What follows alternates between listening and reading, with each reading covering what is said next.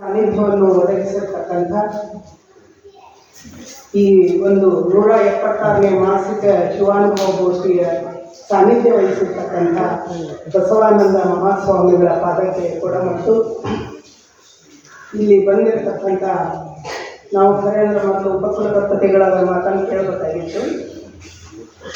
ಉಪಕುಲಪತಿಗಳಾದಂಥ T L. Patil sir, K M. Nityananda sir, ನನ್ನ ಆತ್ಮೀಯ ಸಹೋದರ ರಾಮಣ್ಣ ಮೂರ್ತಿಯವರೇ ಮತ್ತು ಇಲ್ಲಿ ಸೇರಿರ್ತಕ್ಕಂಥ ಎಲ್ಲ ಶರಣ ಬಂಧುಗಳೇ, ನನಗೆ ಬಹುಶಃ 12ನೇ ಶತಮಾನದ ಅನುಭವ ಮಂಟಪವನ್ನು ನಾವು ಕೇಳೇವಿ, ಓದೇವಿ, ಅನುಭವಿಸಿದ್ದೀವಿ. ಆದರೆ ಇವತ್ತಿನ ಈ ಕಾರ್ಯಕ್ರಮ ನೋಡಿದ್ರೆ ಬಹುಶಃ ಹಿಂಗೆ ಇತ್ತಲ್ಲ, ಅದು 12ನೇ ಶತಮಾನದ ಅನುಭವ ಮಂಟಪ ಅನ್ನೋ ಒಂದು ಭಾವನೆಯನ್ನು ನಮ್ಮಲ್ಲಿ ಮೂಡಿಸಿತು ಅಂತ ನಾನು ಮನಸ್ಫೂರ್ತಿಯಾಗಿ ಹೇಳ್ತಾ ಇದ್ದೀನಿ. ಯಾಕಂದರೆ ತಾಯಿ ಪ್ರಾರ್ಥನೆ ಮಾಡಿದರು ಮೊದಲು. ಆ ಪ್ರಾರ್ಥನೆಯಲ್ಲಿ ಎಂಥ ನಾಸ್ತಿಕನೂ ಕೂಡ ಒಂಥರ ಆಧ್ಯಾತ್ಮಿಕವಾಗಿ ಆಸ್ತಿಕತೆ ಹೇಳಿದರು. ಕಣ್ಣು ಮುಚ್ಕೊಂಡು ಒಂಥರ ಇಲ್ಲೆಲ್ಲ ಪಾಸಿಟಿವ್ ಎನರ್ಜಿ ಕ್ರಿಯೇಟ್ ಆಯ್ತು ಅಂತ ಹೇಳ್ಬೋದು. ಅಷ್ಟು ಚಂದ ನಮ್ಮನ್ನೆಲ್ಲ ಬೇರೆ ಲೋಕಕ್ಕನ್ನು ಕರ್ಕೊಂಡು ಹೋಗಿದ್ರು ಅಂತ ಹೇಳಿ ಅನ್ನಿಸ್ತಾ ಇದೆ. ಇಂಥ ನನಗೆ ಸ್ವಾಮಿಗಳು ಆಕಾಶವಾಣಿ ಚಿಂತನದಲ್ಲಿ ನಮಗೆ ಸಿಗ್ತಾ ಇದ್ರು. ಅವರ ಚಿಂತನೆಗಳನ್ನು ಕೇಳ್ತಾ ಇದ್ದೀವಿ. ಬಹಳ ಸುಂದರವಾದ ಚಿಂತನೆಗಳು ಅವರೆಲ್ಲ ಬರ್ತಾ ಇದ್ರು. ಅವರು ಕೂಡ ನನ್ನ ಚಿಂತನೆಗಳನ್ನು ಕೇಳಿ ಅವ್ರು ಫೋನ್ ಹಚ್ಚಿ ಇದು ಮಾಡ್ತಾ ಇದ್ರು. ಇಲ್ಲಿ ಬರೋಕ್ಕಾಗ್ತಿಲ್ಲ, ನಾನು ಯಾಕಾದರೂ ಇವತ್ತು ಆರಾಮಿಲ್ಲ ಅಂತ ತಪ್ಪಿಸ್ಕೊಂಡಿದ್ರೆ ಒಂದು ಸುವರ್ಣ ಅವಕಾಶವನ್ನು ತಪ್ಪಿಸ್ಕೊಡ್ತಿದ್ದೆ ಅಂತ ಹೇಳಿ ನನಗೆ ಅನ್ನಿಸ್ತಾ ಇದೆ. ಶರಣರ ಬಗ್ಗೆ ನಮ್ಮ ರಾಮಣ್ಣ ಬಹಳ ಸುಂದರವಾಗಿ ಹೇಳಿದರು. ನಿಜಕ್ಕೂ 12ನೇ ಶತಮಾನ ಮಾಡಿದಂತಹ ಅದ್ಭುತದ ಸಾಮಾಜಿಕ ಕ್ರಾಂತಿಯನ್ನು ಯಾರೂ ಮಾಡಿರಲಿಕ್ಕಿಲ್ಲ. ಬಹುಶಃ ಸಮಾನತೆಯ ಒಂದು ವರ್ಗಭೇದ, ವರ್ಣಭೇದ, ಜಾತಿ ಭೇದವನ್ನು ನಿರ್ಮೂಲನೆ ಮಾಡಿ ಮಹಿಳೆಯರಿಗೂ ಕೂಡ ಸಮಾನತೆ ಸಿಗಂತ ಅಲ್ಲಿವರೆಗೆ ಅಡಿಗೆ ಮನೆ, ಹೆರಿಗೆ ಮನೆಗೆ ಸೀಮಿತವಾಗಿದ್ದ ಹೆಣ್ಣನ್ನು ಸಮುದಾಯದ ಮಹಾಮನೆಗೆ ಕರ್ತಂತ ಕೀರ್ತಿ ಬಸವಣ್ಣನಿಗೆ ಸಲ್ತದೆ ಅಂತ ಹೇಳ್ಬೋದು. ನಮಗೆ ಸಿಕ್ಕಿದ ಸಮಾನತೆವಾದ ನೋಡ್ರಿ. ಬಂಡಾಯ ಎದ್ದಿದ್ದು ಕೂಡ ಬಸವಣ್ಣ. ಇದಕ್ಕೆ ಬಸವಣ್ಣನಿಗೆ ಯಜ್ಞೋಪವೀತ ಮಾಡ್ಸಕ್ಕೆ ಮನ್ಯಾಗ ತಯಾರಾದಾಗ ಅವರು ತಮ್ಮ ಅಕ್ಕನಿಗೂ ಯಜ್ಞೋಪವೀತ ಮಾಡಿಸ್ರಿ ಅಂತ ಹೇಳ್ತಾರೆ. ಇಲ್ಲ, ಅದು ಹೆಣ್ಮಕ್ಳಿಗೆ ಮಾಡಂಗಿಲ್ಲ ಅನ್ನಕ್ಕೆ, ಹಾಗಾದ್ರೆ ಅಕ್ಕನಿಗಿಲ್ಲದ ಯಜ್ಞೋಪವೀತ ನನಗೆ ಏಕೆ ಅಂತ ಹೇಳಿ ಸಿಡಿದೆದ್ದು ಹೊರಬಿಡ್ತಾರೆ.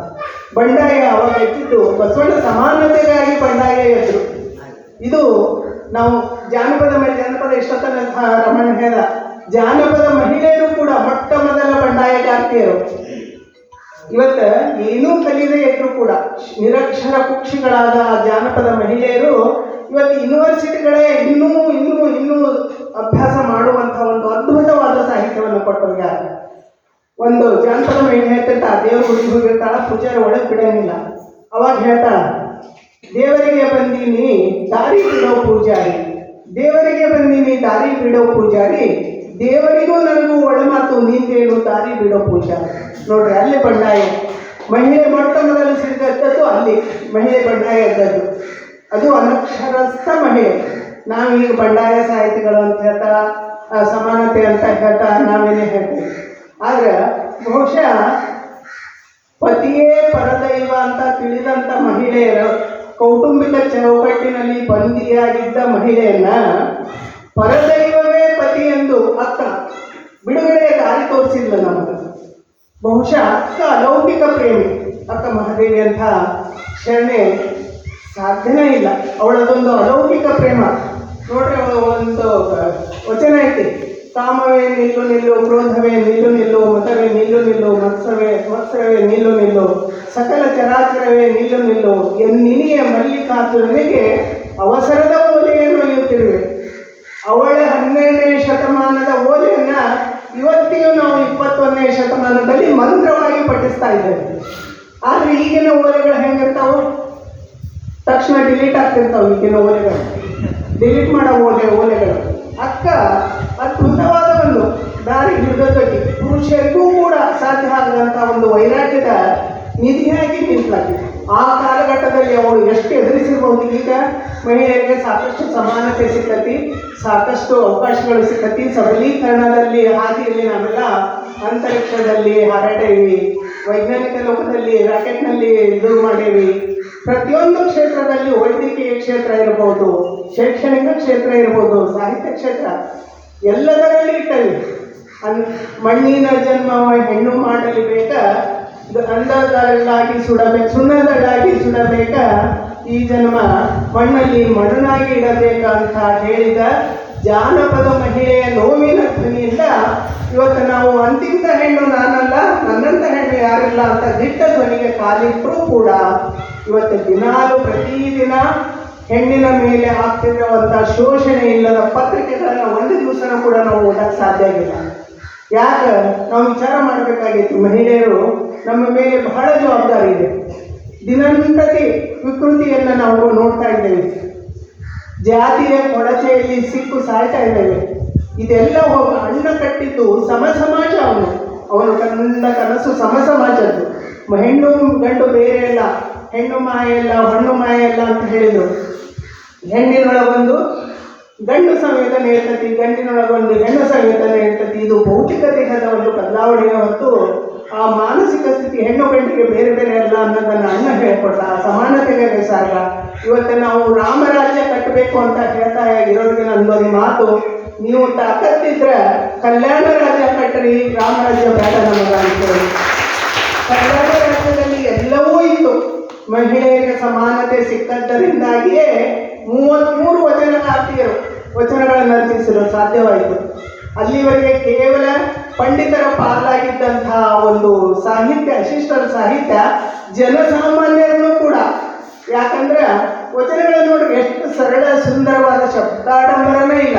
ಕಳಬೇಡ, ಕೊಲ್ಲಬೇಡ, ಹುಸಿಯ ನುಡಿಯಲು ಬೇಡ, ಅನ್ಯರಿಗೆ ಅಸಹ್ಯ ಪಡಬೇಡ, ಎಂಥ ನಿರಕ್ಷರಿಗಳು ಕೂಡ ಇನ್ನು ಅರ್ಥ ಮಾಡ್ಕೊಳ್ಳೋಕೆ ಸಾಧ್ಯ ಇದೆ. ಅಂಥ ಶಿಷ್ಟ ಸಾಹಿತ್ಯವನ್ನು, ಸಾಮಾನ್ಯರ ಸಾಹಿತ್ಯವನ್ನು ಮಾಡಿದ್ದು ನಮ್ಮ ಶರಣ ಸಾಹಿತ್ಯ 12ನೇ ಶತಮಾನ ಅಂತ ಹೇಳ್ಬೋದು. ಇಂಥ ಒಂದು ಶತಮಾನದ ಕೊಡುಗೆ ಇವತ್ತು ಜಿ ಪಿ ರಾಜರತ್ನಂ ಹೇಳಿದ್ರು. ಅವರು ಇವತ್ತು ಜಾಗತಿಕ ಸಾಹಿತ್ಯಕ್ಕೆ ಕನ್ನಡದ ಕೊಡುಗೆ ಏನು ಅಂತ ಹೇಳಿದ್ರೆ ವಚನ ಸಾಹಿತ್ಯ ಅಂತ ಹೇಳ್ತಾರೆ. ಅಷ್ಟೊಂದು ಅದ್ಭುತವಾದ ಸಾಹಿತ್ಯ ನಮ್ಮ ವಚನ ಸಾಹಿತ್ಯ ಇರ್ಬೋದು, ಜಾನಪದ ಸಾಹಿತ್ಯ ಇರ್ಬೋದು. ಅಂಥ ಒಂದು ದಾರಿಯಲ್ಲಿ ನಾವು ಇವತ್ತು ಅವುಗಳನ್ನು ನಮ್ಮ ಬಾಳಿನಲ್ಲಿ ಅನುಕರಿಸಬೇಕಾದ ಅಗತ್ಯ ಹಿಂದೆಂದಿಗಿಂತಲೂ ಇವತ್ತು ಜಾಸ್ತಿ ಇದೆ. ಯಾಕಂದ್ರೆ ನಾವು ನೋಡ್ತಾ ಇದ್ದೇವೆ ರಾಜಕೀಯದ ಒಂದು ಕೆಸರಾಟದಲ್ಲಿ ಮೈಕಿನ ಎದುರಿಗೆ ತೆರೆದ ಬಾಯಿಯಲ್ಲಿ ಏನೇನೆಲ್ಲ ಮಾತುಗಳು ಬರ್ತಾ ಇದೆ. ನುಡಿದರೆ ಮುತ್ತಿನ ಹಾರದಂತಿರಬೇಕು ಅಂತ ಹೇಳಿದ್ರು ಶರಣರು. ಆದರೆ ಇವತ್ತು ಮುತ್ತಿನ ಹಾರ ಅಲ್ಲ, ಅವು ಸಿಡಿಲು ಬೆಂಕಿ ಉಂಡೆಯಾಗಿ ಸಮಾಜದ ಸ್ವಾಸ್ಥ್ಯವನ್ನು ಹಾಳು ಮಾಡ್ತಾ ಇದ್ದಾರೆ. ಶರಣರು ಇವತ್ತೆಲ್ಲದರಲ್ಲಿಯೂ ರಾಜಕೀಯ ಬಂದ್ರೆ ಅದು ಸಮಾಜಕ್ಕೆ ಬಹಳ ಆತಂಕಕಾರಿ. ಆದ್ರೆ ಎಲ್ಲದರಲ್ಲಿಯೂ ಸಾಹಿತ್ಯ ಬಂದ್ರೆ ಮಾತ್ರ ಸಮಾಜ ಸುಸ್ಥಿರ ಸಮಾಜ ಆಗಕ್ಕೆ ಸಾಧ್ಯ ಐತಿ. ಇವತ್ತು ನಾವು ಮಹಿಳೆಯರು, ತಾಯಂದಿರು, ನಮ್ಮ ಮಕ್ಕಳ ಉಡುಗೆ ಜಾನಪದದಲ್ಲಿ ಅಂಗ ಪ್ರದರ್ಶನವಿತ್ತೆ ಹೊರತು ಅಂಗ ಪ್ರದರ್ಶನ ಇರಲಿಲ್ಲ. ಅದಕ್ಕೆ ಜಾನಪದ ಜಗತ್ತು ಅಷ್ಟೊಂದು ಭದ್ರವಾಗಿತ್ತು. ಇವತ್ತು ನಾವು ಏನು ಮಾಡ್ತಾ ಇದ್ದೇವೆ, ನಮ್ಮ ಮಕ್ಕಳಿಗೆ ಎಂಥ ಉಡುಗೆ ತೊಡೆಗಳನ್ನು ಹಾಕ್ತಾ ಇದ್ದೇವೆ. ಅದು ನಾವು ಎಚ್ಚರಿಕೆಯಿಂದ ಇರಬೇಕು. ಮಹಿಳೆಯರ ಮೇಲೆ, ಹಂಗಂತ ಪುರುಷರ ಮೇಲೆ ಜವಾಬ್ದಾರಿ ಇಲ್ಲ ಅಂತಲ್ಲ. ತಂದೆ ಪೋಷಕರಿಗೆ ತಮ್ಮ ಮಕ್ಕಳ ಮೇಲೆ ಜವಾಬ್ದಾರಿ ಇರಬೇಕು. ಅವರ ನಡೆನುಡಿ, ನಮ್ಮ ದೇಶೀಯ ಸಂಸ್ಕೃತಿಯನ್ನು ಕಲಿಸ್ಬೇಕು. ಅದು ಬಿಟ್ಟು ಅವರ ಪಾಶ್ಚಾತ್ಯ ಸಂಸ್ಕೃತಿಗೆ ಮೊತ್ತದಲ್ಲಿ ನಮ್ಮ ಕನ್ನಡವನ್ನು, ತಾಯಿ ಭಾಷೆಯನ್ನು ನಾವು ಪ್ರೀತಿಸಬೇಕು. ನಮ್ಮ ಭಾಷೆಯನ್ನು, ನಮ್ಮ ತಾಯಿನ ಪ್ರೀತಿಸ್ತಾ ಇದ್ರೆ ಬೇರೆಯವ್ರನ್ನ ಹೆಂಗೆ ಮಾಡೋಕ್ಕೆ ಸಾಧ್ಯ ಐತಿ?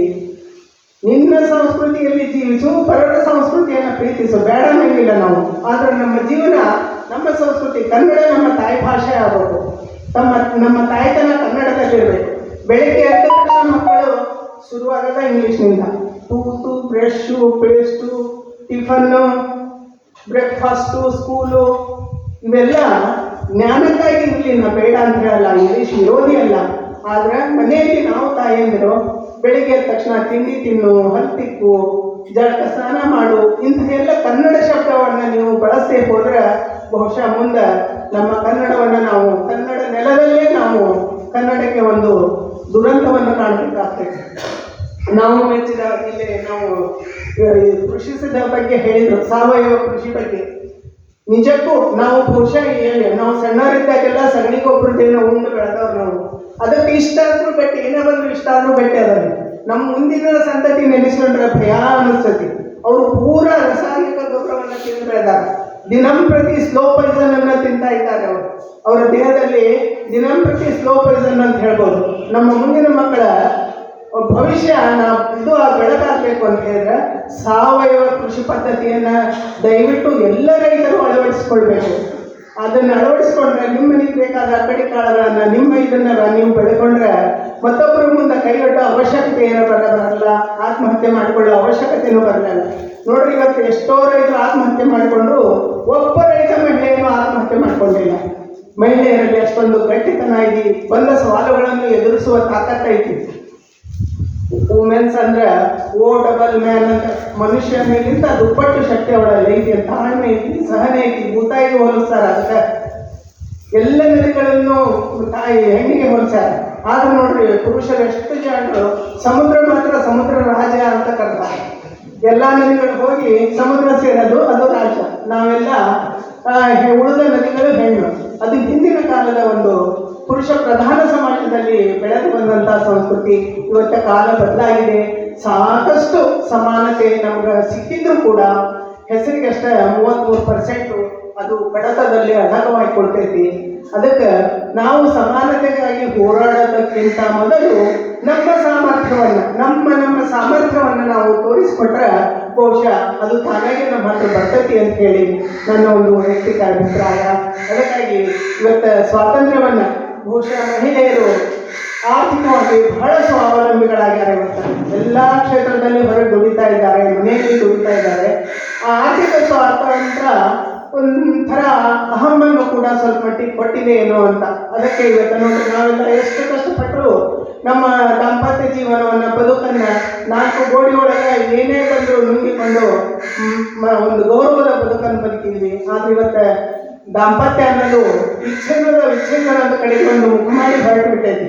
ಬೆಳಗ್ಗೆ ಮದುವೆ ಆಗೋದು, ಮಧ್ಯಾಹ್ನ ಡೈವರ್ಸ್ ಕೊಡೋದು, ಬೆಳಗ್ಗೆ ಒಂದು ದಿವಸ ಮದುವೆ ಆಗೋದು, 3 ದಿವಸಕ್ಕೆ ಡೈವರ್ಸ್ ಕೊಡೋದು. ಇದು ಯಾಕೆ ನಡೆದೈತಿ? ಇದೆಲ್ಲ ಪಾಶ್ಚಾತ್ಯ ಸಂಸ್ಕೃತಿಯ ಒಂದು ಅನುಕರಣೆ. ಊಟದಲ್ಲಿ ಕೂಡ ಪಿಜ್ಜು, ಬರ್ಗರು, ಬನ್ನು, ಬಿಸ್ಕತ್ತು ಇವೆಲ್ಲ ತಿಂದು ನಮ್ಮ ಮಕ್ಕಳ ಒಂದು ದೇಹ ಸಡಿಲಗೊಂಡತಿ. ಅವರಲ್ಲಿ ಶಕ್ತಿನೇ ಇಲ್ಲ. ಏನನ್ನು ಬಂದರೂ ಅದನ್ನು ತಡ್ಕೊಳ್ಳೋ ಒಂದು ಶಕ್ತಿ ಅವರಿಲ್ಲ. ಅದಕ್ಕೆ ನಮ್ಮ ದೇಶೀಯ ಆಹಾರವನ್ನು ತಾಯಿಯರು ಮನೆಯಲ್ಲಿ ಮಾಡಿ ಮಕ್ಕಳಿಗೆ ತಿನ್ನಿಸೋದು, ಉಣಿಸೋದು ಕಲಿಸ್ರಿ. ಅವುಗಳನ್ನೆಲ್ಲ ಪಾಶ್ಚಾತ್ಯ ಅನುಕರಣೆ ಬೇಡ. ಪಾಶ್ಚಾತ್ಯರು ನಮ್ಮನ್ನು ಅನುಕರಣೆ ಮಾಡ್ತಾ ಇದ್ದಾರೆ. ಇವತ್ತು ಊಟ, ಉಡುಗೆ, ತೊಡುಗೆ ಎಲ್ಲದರಲ್ಲೂ ಅವ್ರು ನಮ್ಮ ಅನುಕರಣೆ ಮಾಡ್ತಾ ಇದ್ದಾರೆ. ಆದರೆ ನಾವು ಏನು ಮಾಡ್ತಾ ಇದ್ದೀವಿ? ನಮ್ಮ ತನವನ್ನು ಬಿಟ್ಟುಕೊಟ್ಟು ಅವ್ರನ್ನ ಬೆನ್ನು ಹತ್ತೀವಿ. ಅದು ಬೇಡ. ನಮ್ಮ ಸಂಸ್ಕೃತಿಯಲ್ಲಿ, ನಮ್ಮ ದೇಶೀಯ ಸಂಸ್ಕೃತಿಯಲ್ಲಿ ನಮ್ಮ ಬದುಕನ್ನು ಸಾಗಿಸಿದರೆ ಆ ಬದುಕು ಭದ್ರವಾಗುತ್ತೆ ಅಂತ ಹೇಳಿ ನಾನು ಸುಮಾರು 20 ವರ್ಷದಿಂದ ಒಂದು ಚುಟುಕು ಬಂದಿದ್ದೆ. ಮುನ್ನುಗ್ಗಲು ಹೋಗಿ ಮುಗ್ಗರಿಸದಿರು ಗೆಳತೆ ಅಂತ ಹೇಳಿ. ಸಂಸತ್ತಿನಾಗ ಮುಂದಿರುವ ನೀ ಸಂಸಾರದಾಗ ಹಿಂದಾಗ ಬೇಡ. ಸಂಸತ್ತಿನಾಗ ಮುಂದಿರುವ ನೀ ಸಂಸಾರದಾಗ ಹಿಂದಾಗ ಬೇಡ. ಕಾನೂನಿನಾಗ ಮೀಸಲಿಟ್ಟ ನೀ ಕುಟುಂಬದಾಗ ಕೀಸರಾಗಬೇಡ. ಅಡುಗೆ ಉಪ್ಪಾಗೈತಿ, ಬದುಕು ಸಪ್ಪಗಾಗೈತಿ ಅನಿಸುವಂತಿರಬೇಡ.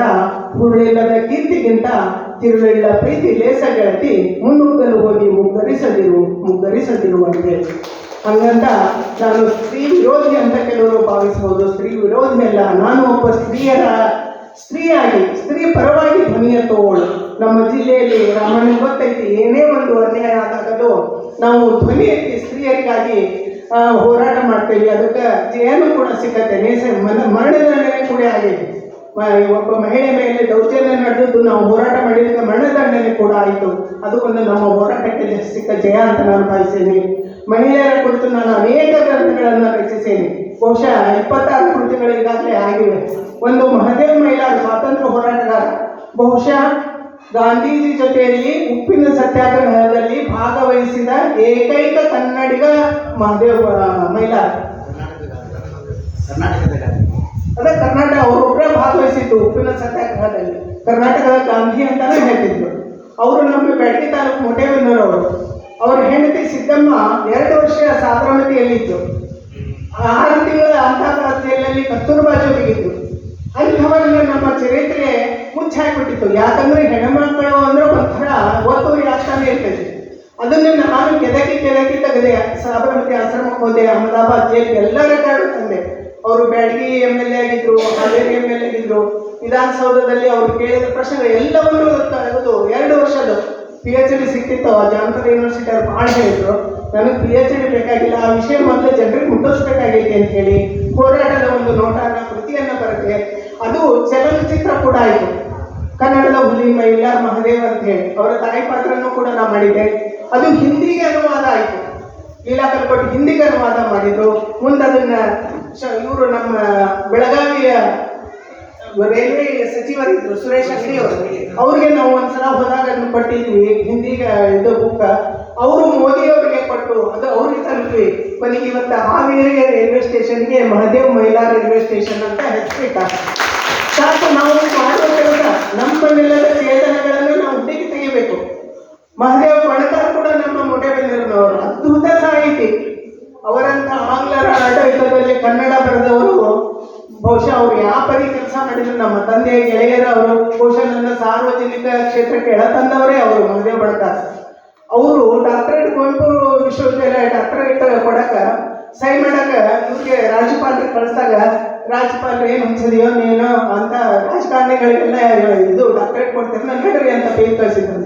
ಆಮೇಲೆ ಅವ್ರ ಪುಸ್ತಕಗಳನ್ನೆಲ್ಲ ಹೊತ್ಕೊಂಡು ಹೋಗಿ ಕೊಟ್ಟಾಗ ತಪ್ಪ ಅಂತ ಸಹಿ ಮಾಡಿದ್ರು. ಅದ್ಭುತ ಸಾಹಿತ್ಯ. ಭಾಮಿನಿ ಷಟ್ಪದಿಯಲ್ಲಿ ವಿಶ್ವಬಂಧು ಮಹಿಳಾಧ್ಯಾಯ ಬರೆದ್ರು. ಎಂತೆಂಥ ಕೃತಿಗಳನ್ನು ಬರೆದ್ರು. ಅಂಥ ಚೇತನಗಳ ಬಗ್ಗೆ ಬರ್ತೇನೆ ನಾನು. ನನ್ನ ಮೇಲದ ಚೇತನಗಳು ಏನದವು ಒಂದು ಹೆಟ್ಟಿ ತೆಗೆದು ಜಗತ್ತಿಗೆ ತೋರಿಸ್ಬೇಕು. ಅದು ಈಗ ಇವಾಗ ಎಲ್ಲರೂ ಸಿದ್ದಮ್ಮನ ಜಯಂತಿ, ಮಹದೇವ ಮೈಲಾರರ ಜಯಂತಿ ಎಲ್ಲ ಮಾಡಕ್ಕಾರೆ ಎಲ್ಲ ಶಾಲಾ ಕಾಲೇಜಿನಲ್ಲಿ. ಬರಹಗಾರರಿಗೆ ಇಂಥ ಒಂದು ಬದ್ಧತೆ ಬೇಕು. ನಾವು ಕೇವಲ ಕೆಲ ಹಾಡು ಬರ್ಕೊಟ್ವಿ, ನಾನು ವಚನನೂ ಬರ್ದೇನೆ, ಆಧುನಿಕ ವಚನಗಳನ್ನ. ಅವು ಕೂಡ ಸಾಕಷ್ಟು ಪ್ರಶಸ್ತಿಗಳನ್ನು ತಂದವು. ಅಭಿನಂದನಾ ಗ್ರಂಥಗಳು, ಜೀವನ ಚರಿತ್ರೆಗಳು, ಚುಟುಕುಗಳು, ಕವನಗಳು ಎಲ್ಲ ಆಯಾಮಗಳಲ್ಲಿ ಬರ್ದೇನೆ. ಆದರೆ ಈ ನಮ್ಮ ಮೇಲೆ ನಕ್ಷತ್ರಗಳು ಏನೈತಲ್ಲ ಇವನು ಪ್ರತಿಯೊಬ್ಬರು ಅದೇ ಹೇಳಿದ್ರು. ಬೆಂಗಳೂರಿನಲ್ಲಿ ಅದು ಗಾಂಧಿ ಭವನದಲ್ಲಿ ಬಿಡುಗಡೆ ಆದಾಗ ಬಹುಶಃ ಎಲ್ಲ ಸಾಹಿತಿಗಳು ಬರೀ ಕುವೆಂಪು ಬೇರೆ ಬರೀತಾ ಹೋದ್ರೆ ಅಲ್ಲ, ಪ್ರತಿಯೊಬ್ಬರು ತಮ್ಮ ನೆಲದಾಗ ಪ್ರಾದೇಶಿಕ ವೈಶಿಷ್ಟ್ಯವನ್ನು ಹಿಂಗೆ ಬರ್ಕಂತ ಹೋದ್ರೆ ಇನ್ನೂ ಸಮೃದ್ಧವಾಗ್ತೈತಿ ನಮ್ಮ ಕನ್ನಡ ಸಾಹಿತ್ಯ ಅಂತೇಳಿ. ಸಾಕು, ಇಷ್ಟು ನಮ್ಮ ಒಂದು ಬದುಕಿಗೆ ಗೌರವ ಸಲ್ಲಂಗಾತು ಅಂತ ಹೇಳಿ ನನ್ನ ವೈಯಕ್ತಿಕ ಅಭಿಪ್ರಾಯ. ಹಾಗಂತ ನಾನು ಯಾವುದೇ ಪ್ರಚಾರ ಪ್ರಸಿದ್ಧಿಗೆ ನಮ್ಮ ಬ್ರಾಹ್ಮಣನ ಗೊತ್ತೈತೆ ಅನ್ನೋ ನಮ್ಮ ಊರಿಗೆ ಸ್ಥಳ ತರ್ತೇನೆ. ಪ್ರಚಾರ ಪ್ರಸಿದ್ಧಿಯ ಗೀಳು ನನಗಿಲ್ಲ, ಅದರ ಹತ್ರನೂ ಕೂಡ ಸುಳಿಲ್ಲ. ನನ್ನ ಪಾಡಿಗೆ ನಾನು ಕೆಲಸ ಮಾಡ್ಕೊಂತ ಹೋದಾಗ ಬಹುಶಃ ಅವು ಅವಕಾಶಗಳು ತಾವೇ ಹುಡುಕೊಂಡು ಬರ್ತಾವೆ. ನಾವು ಹುಡುಕೊಂಡು ಹೋಗೋದು ತಾವೇ ಹುಡುಕೊಂಡು ಬರಂಗ ನಾವು ಬದುಕಬೇಕು, ಬರೀಬೇಕು. ನಮ್ಮ ಒಂದು ಹನಿ ಮಸಿ ಕೋಟಿ ಜನರಿಗೆ ಬಿಸಿ ಮುಟ್ಟಿಸಬಲ್ಲದು, ಕೋಟಿ ಜನರಿಗೆ ಖುಷಿನೂ ಕೊಡಬಲ್ಲದು. ಆ ತಾಕತ್ತು ಹನಿ ಮಸಿಗಿರ್ತೈತಿ. ಆ ಕೆಲಸ ಆದರೆ ಇವತ್ತು ಆ ಒಂದು ಅಕ್ಷರ ಬರೆಯೋದು ಕೂಡ ಎಷ್ಟು ದುಸ್ತರ ಆಗೈತಿ ಅಂದ್ರೆ ಅಭಿವ್ಯಕ್ತಿ ಸ್ವಾತಂತ್ರ್ಯದ ಕಗ್ಗೊಲೆಯನ್ನ ನಾವು ಎಂ ಕಲಬುರ್ಗಿ ಹಾಗೂ ಗೌರಿ ಲಂಕೇಶ್ ಎದೆಗಿಟ್ಟ ಗುಂಡಿನಿಂದ ಕಾಣ್ತಾ ಇದ್ದೇವೆ. ಬಹಳ ನೋವಾಗ್ತೈತಿ. ನಮ್ಮ ಒಂದು ಅನಿಸಿಕೆಗಳನ್ನು ನಾವು ಹೇಳಿಕೊಳ್ಳೋದು ಕೂಡ ಈಗಿನ ವ್ಯವಸ್ಥೆಯಲ್ಲಿ ಬಹಳ ಕಷ್ಟ ಆಗೈತಿ. ನಮಗನ್ಸಿದ್ದನ್ನ ನಾವು ಅವರ ವೈಯಕ್ತಿಕ ಅಭಿಪ್ರಾಯ ಅಂತ ಒಪ್ಕೊಳ್ಳೋದೇ ಇರಲ್ಲ. ಎಲ್ಲ ಒಂದು ವಿವಾದಗಳನ್ನ ನಾವು ಇವತ್ತು ಆರೋಗ್ಯಕರ ವಾದಗಳನ್ನಾಗಿ ಬದಲಾಯಿಸಿಕೊಳ್ಳುವ ಒಂದು ಮನಸ್ಥಿತಿಯನ್ನು ಬೆಳೆಸಿಕೊಳ್ಳಬೇಕು. ಹೊಗಳಿಕೆಗೆ ಹಿಗ್ಗದ, ತೆಗಳಿಕೆಗೆ ಕುಗ್ಗದ ಸಮಚಿತ್ತತೆಯನ್ನು ನಾವು ಇವತ್ತು ಬೆಳೆಸಿಕೊಳ್ಳಬೇಕಾಗೈತಿ. ಅಂಥ ಒಂದು ಮನಸ್ಸು ಎಲ್ಲರಿಗೂ, ಬಹುಶಃ ನನಗೆ ಈ ವಾತಾವರಣ ನೋಡಿದರೆ ಎಲ್ಲರಿಗೂ ಬರ್ತೈತಿ ಅಂತ ಅನಿಸ್ತೈತಿ. ಗೋಕಾಕ ಒಂದು ಮಾತು ಹೇಳ್ತಾರೆ, ಲಕ್ಷ ಕೊಟ್ಟು ಕೇಳದ 1,00,000 ಮಂದಿ ಇರೋದ್ರಿಂದ 1,00,000 ಕೊಟ್ಟು ಕೇಳ 10 ಮಂದಿ ಇದ್ರೆ ಸಾಕು ಅಂತ ಹೇಳಿ. ನೀವೆಲ್ಲರೂ ಅಷ್ಟು 1,00,000 ಒಟ್ಟು ಕೇಳ ಇಷ್ಟು ಮಂದಿ ಅದಿರಲ್ಲ. ಇದೊಂದು ಒಂದು ಸಂಭ್ರಮದ ನನ್ನ ಗಳಿಗೆ ಅಂತ ನಾನು ಭಾವಿಸ್ತೀನಿ. ನನಗೆ ಇಲ್ಲಿ ಇಂಥ ಒಂದು ಪವಿತ್ರವಾದ ಸುವರ್ಣ ಅವಕಾಶವನ್ನು ಕೊಟ್ಟ ಗುರುಗಳಾದಂಥ ಬಸವಾನಂದ ಮಹಾಸ್ವಾಮಿಗಳಿಗೆ ನಾನು ಎಷ್ಟು ಋಣಿಯಾಗಿದ್ದರೂ ಸಾಲದು. ನಿಜಕ್ಕೂ ಅವರು ಕೂಡ ಆಕಾಶವಾಣಿಯಲ್ಲಿ ನಮಗೆ ಪದೇ ನನ್ನ ಚಿಂತನೆಗಳು, ನನ್ನ ಭಾಷಣಗಳು, ಮೊನ್ನೆ ಕೂಡ ನನ್ನ ಆಕಾಶವಾಣಿಯಲ್ಲಿ ಸುವರ್ಣ ಕರ್ನಾಟಕ ರಾಜ್ಯೋತ್ಸವ ಪ್ರಶಸ್ತಿ ಬರಕಲಿಗೆ ಅದರದ್ದು ಒಂದು ಸಂದರ್ಶನ ಮಾಡಿಕೊಂಡ್ರು. ಅದನ್ನ ಕೇಳಿದ ತಕ್ಷಣ ಫೋನ್ ಹಚ್ಚಿದ್ರು ಅವರು. ಫೋನ್ ಹಚ್ಚಿ ಇಲ್ಲಮ್ಮ ಹಿಂಗೆ ಬರಬೇಕು ಅಂತ ಹೇಳಿದಾಗ ನಾನು ಹೋಗಕ್ಕೆ ನನ್ನ ಸ್ವಲ್ಪ ವೈಯಕ್ತಿಕವಾಗಿ ದೈಹಿಕವಾಗಿ ಸಮಸ್ಯೆಗಳು ಬಹಳದವು, ಅದಕ್ಕೆ ಪರಾಮರ್ಶತೆ ಇಲ್ಲ ಹಂಗೆ ಅನ್ಬೇಡ್ರಿ ಬರ್ರಿ ಅಂದರು. ನಾನು ಬಹಳ ತಪ್ಪು ಮಾಡ್ತಿದ್ದೆ ಅನ್ನಿಸ್ತದೆ. ಯಾಕೆ ಇಂಥ ನಿಮ್ಮಂಥ ಶರಣರ ನಡುವೆ ನಾನು ಇವತ್ತು ಒಬ್ಬ ಪಾಮರಳಾಗಿ ಮಾತಾಡೋ ಅವಕಾಶ ಕೊಟ್ಟಿರಿ, ಕೇಳಿರಲ್ಲ. ಇದಕ್ಕೆ ನಾನು ಕೋಟಿ ನಮನಗಳನ್ನು ಸಲ್ಲಿಸ್ತೇನೆ. ಇನ್ನು ನಮ್ಮ ಕುಲಪತಿಗಳ ಒಂದು ಮಾತನ್ನು ಕೇಳುವ ಸುಯೋಗವನ್ನು ಕೂಡ ನಾನು ಕಾಯ್ತಾ ಇದ್ದೇನೆ. ಒಂದೇ ಚುಟುಕಿನ ಮೂಲಕ ನಿಮ್ಮೆಲ್ಲರನ್ನು ನಮ್ಮ ಬ್ಯಾಡಗಿಗೆ ಆಹ್ವಾನಿಸಿ ನನ್ನ ಮಾತನ್ನು ಮುಗಿಸ್ತೇನೆ.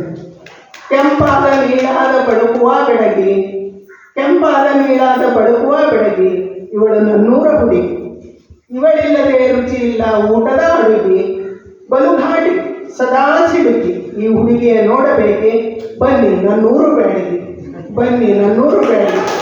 ನಿಮ್ಮೆಲ್ಲರಿಗೆ ಗೊತ್ತಾಗಿರ್ಬೋದು, ಬಹುಶಃ ಧಾರವಾಡದಲ್ಲಿ ಹೇಳ್ತಿರ್ತಾರೆ, ಧಾರವಾಡದಲ್ಲಿ ಎಲ್ಲೇ ಕಲ್ಲು ಹೋದ್ರು ಕವಿಗಳ ಮನೆಗೆ ಬೀಳ್ತಾವು ಅಂತ, ನಮ್ಮ ಊರಲ್ಲಿ ಎಲ್ಲೇ ಕಲ್ಲು ಹೋದ್ರು ಮೆಣಸಿನಕಾಯಿ ಚಿರತೆ ಬೀಳ್ತಾವು ಅಂತ ಹೇಳಿ ನೀವೆಲ್ಲ ಇಷ್ಟು ಖುಷಿಯಿಂದ ಆಶೀರ್ವದಿಸಿ ಅಂತ ತಿಳ್ಕೊಂಡು ನನ್ನ ನಮನಗಳನ್ನು ಮುಗಿಸಿ